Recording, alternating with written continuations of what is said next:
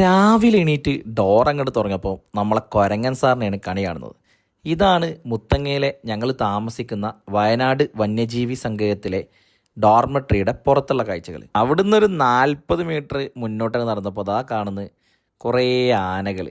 ഇത് നമ്മളെ വയനാട് വന്യജീവി സങ്കേതത്തിലുള്ള കുങ്കിയാനകളാണ്. പൊതുവേ ഈ കുങ്കിയാനകൾ ഉപയോഗിക്കുന്നത് ഈ കാട്ടാനൊക്കെ പുറത്തിറങ്ങി പ്രശ്നങ്ങൾ ഉണ്ടാക്കുമ്പോൾ അതിനെ മെരിക്കാനും പിടിക്കാനും. ഏതായാലും നല്ല ഭംഗിയുള്ള സ്ഥലമായതുകൊണ്ട് തന്നെ കുറച്ചേരം അവിടെ നിന്ന് ചുറ്റും കറങ്ങി നടന്ന് വീഡിയോസും ഫോട്ടോസും ഒക്കെ എടുത്ത് അങ്ങോട്ട് ആസ്വദിച്ചു. അത് കഴിഞ്ഞിട്ട് നല്ല അടിപൊളി ചൂട് ചായയും കുടിച്ചിട്ട് നമ്മൾ കുളിച്ച് റെഡിയായി ഇവിടുന്ന് വെക്കേറ്റ് ചെയ്ത് അടുത്ത ഡെസ്റ്റിനേഷനിലേക്ക് പോകാൻ.